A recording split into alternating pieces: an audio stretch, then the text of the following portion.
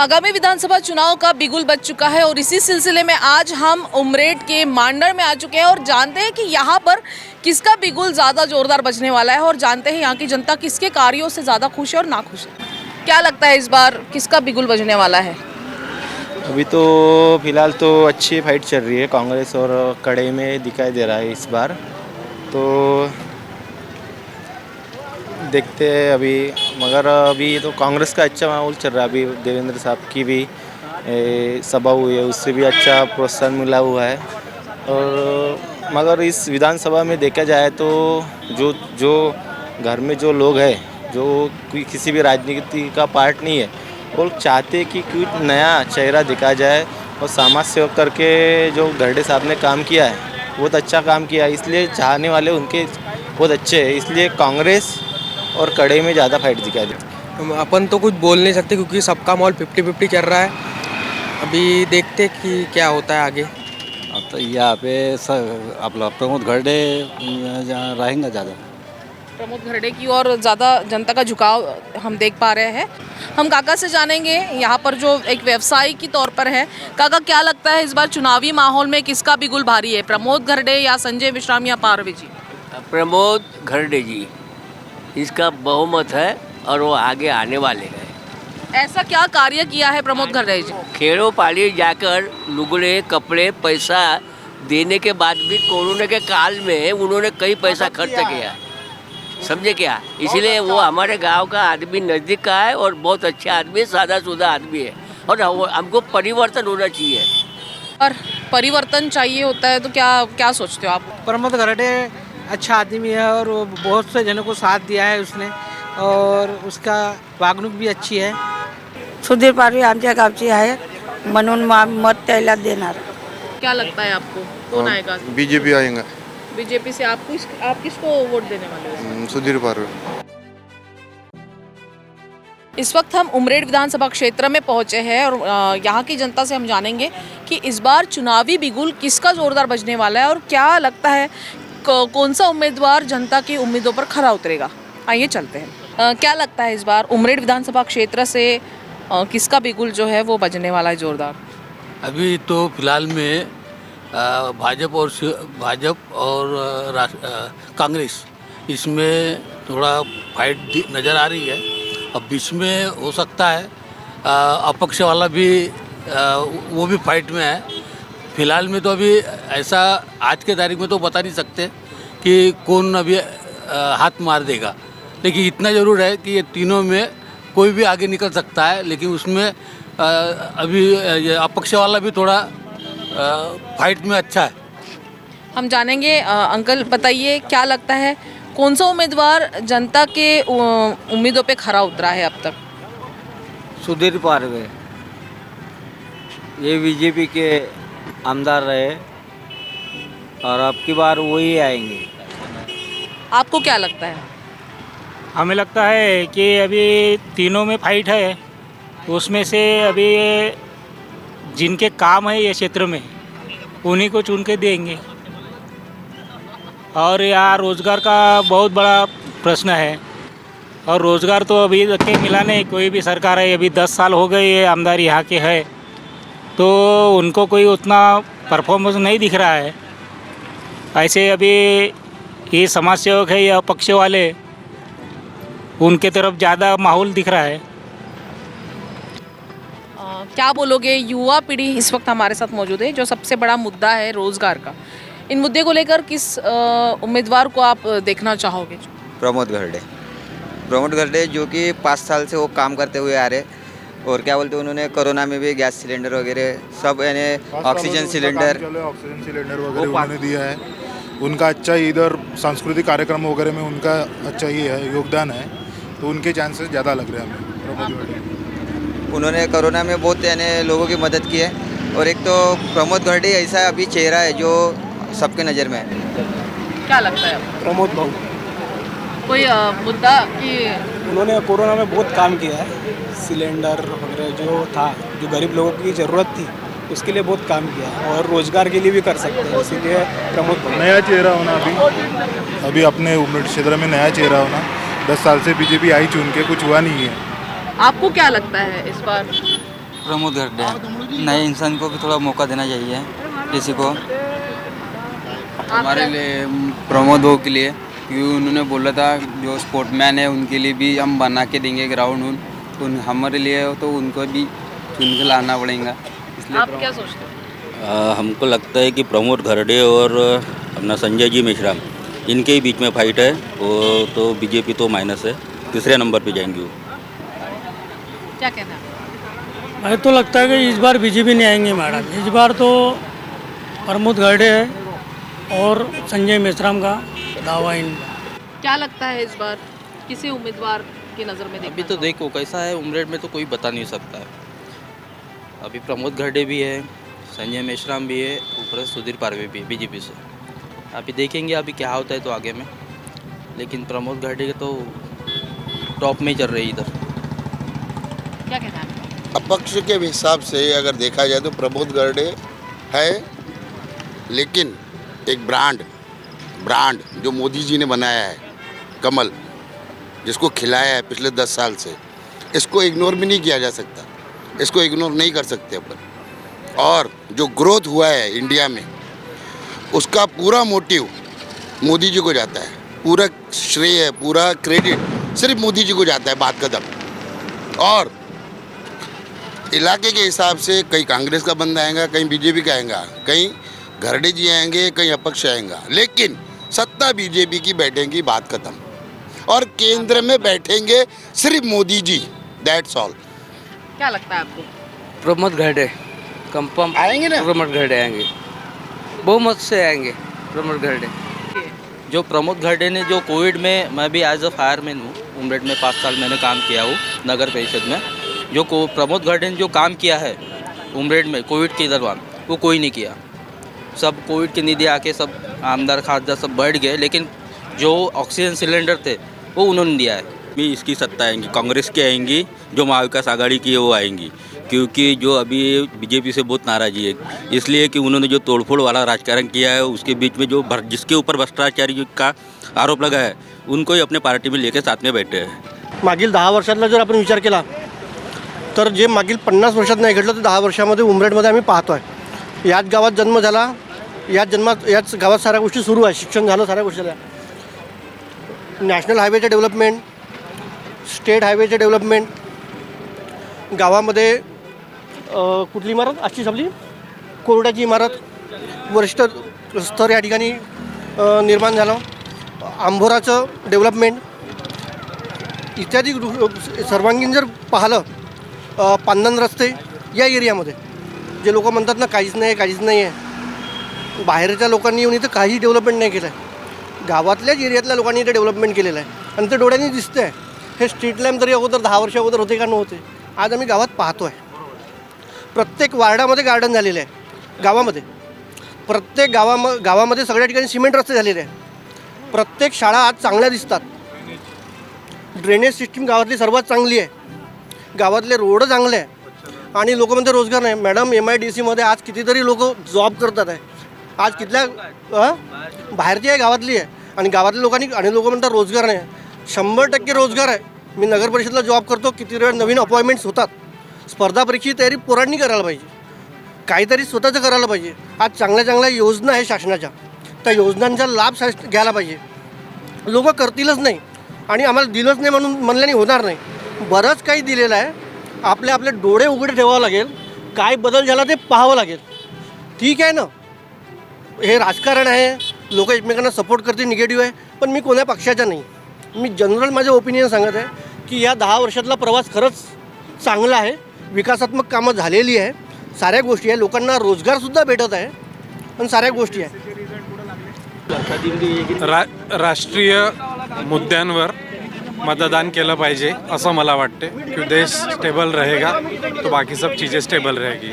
रही बात रोजगार की और बाकी सब चीज़ों की, तो ये सब चीज़ें ऑन गोइंग होती है, हर चीज़ हाथ में लाकर दी जा नहीं सकती। तो राष्ट्रीय मुद्दों को लेकर, और भैया ने जैसे अभी बोले कि पिछले 10 सालों में जो डेवलपमेंट हमने देखा है, एक छोटे गांव से हम पूरे देश का परीक्षा करेंगे।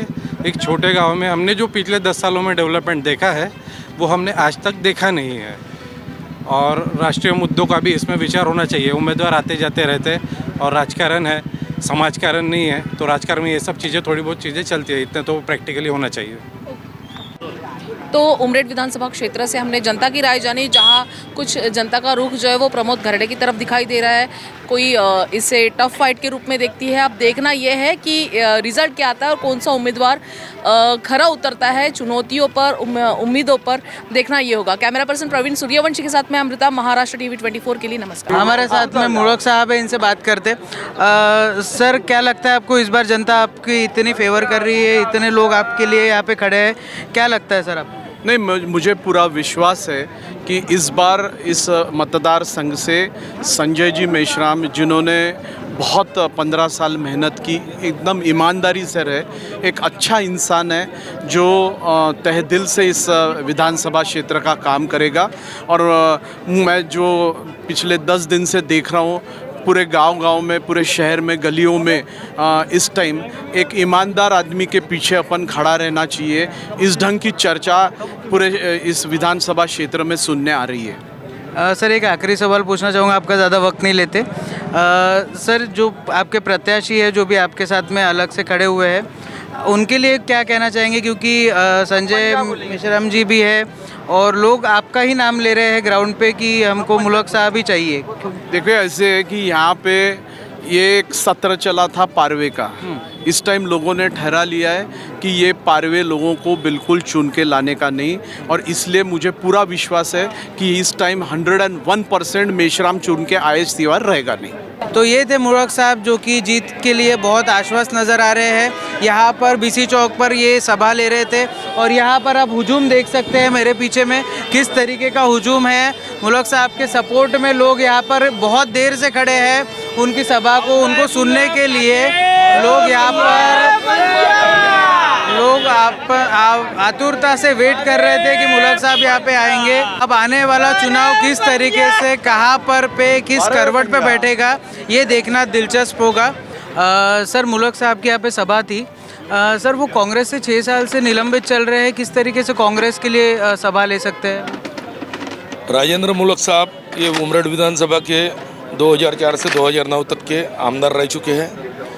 राजेंद्र मुलक साहब ये विधानसभा में रिजर्वेशन आने के कारण ये विधानसभा से उनको जाना पड़ा।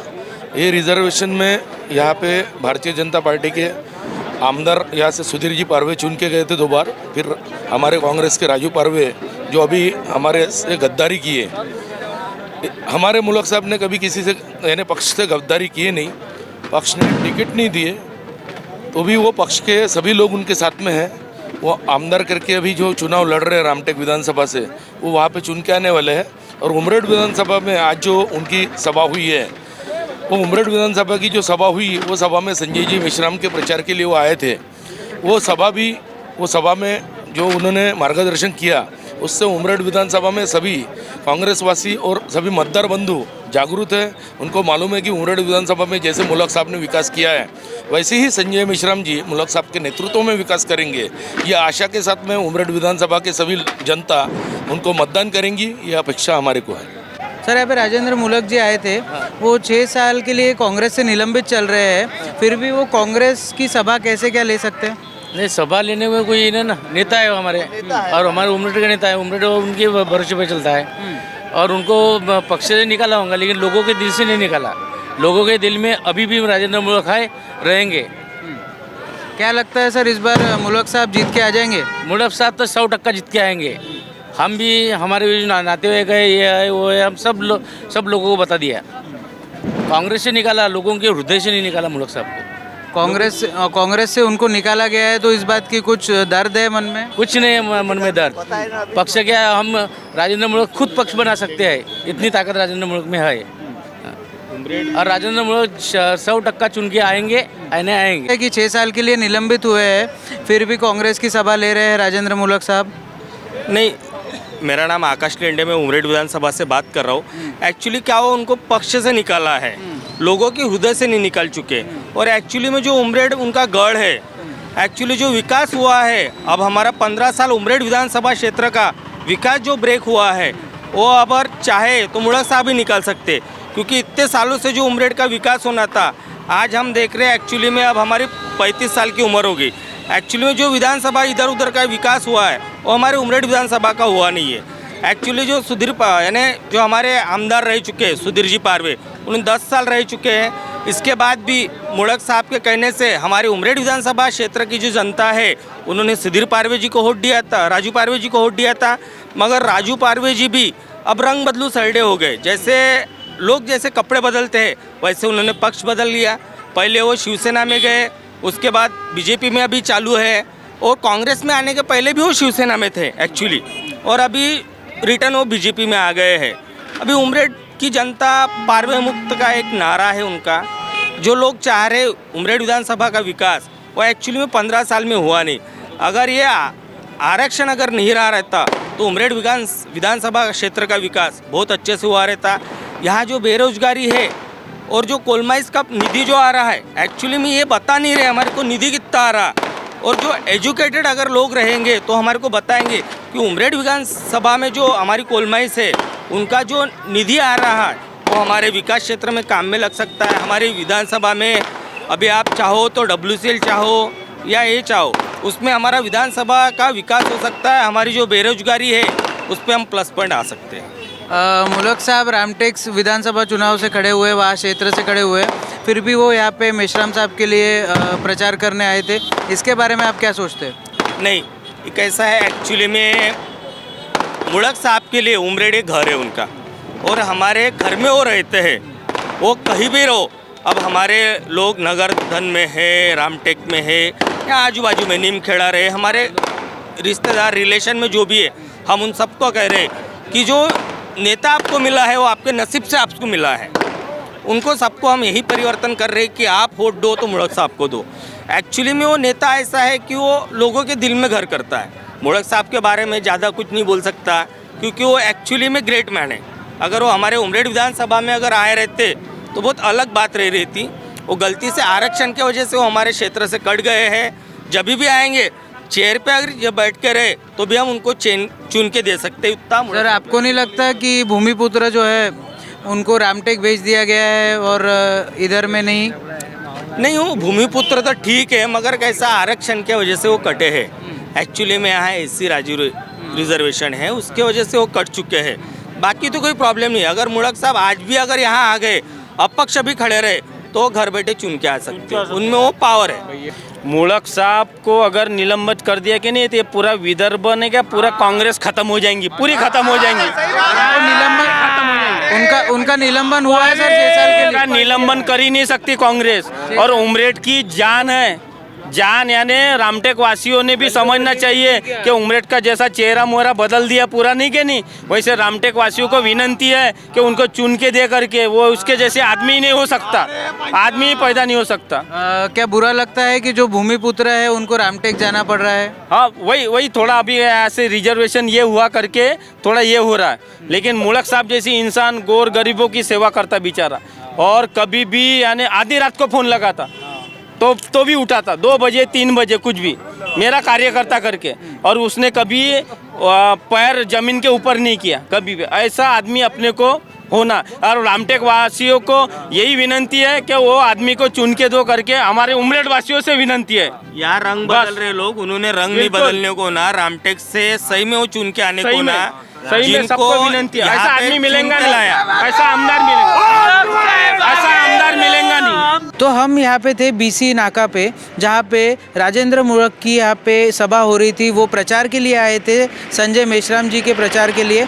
अब मेरे को सिर्फ ये चीज़ मेरे को समझ में नहीं आ रही कि 6 साल के लिए जब मुड़क साहब निलंबित है कांग्रेस से, वो तो किस तरीके से कांग्रेस के लिए प्रचार कर सकते हैं। और साथ ही साथ हमने यहाँ पे लोगों से बात करने की कोशिश की, लोगों से जानने की कोशिश की कि किस तरीके से उनका जो भूमिपुत्र है, जो उमरेड का भूमिपुत्र है, उनको रामटेक जाना पड़ रहा है सीट बचाने के लिए, सीट लड़ने के लिए। तो किस तरीके से मुड़क साहब रामटेक से अपनी सीट ला पाएंगे, ये देखना बड़ा दिलचस्प होगा। वीडियो जर्नलिस्ट प्रवीण सूर्यवंशी के साथ मैं शांतनु अग्रवाल, महाराष्ट्र TV 24।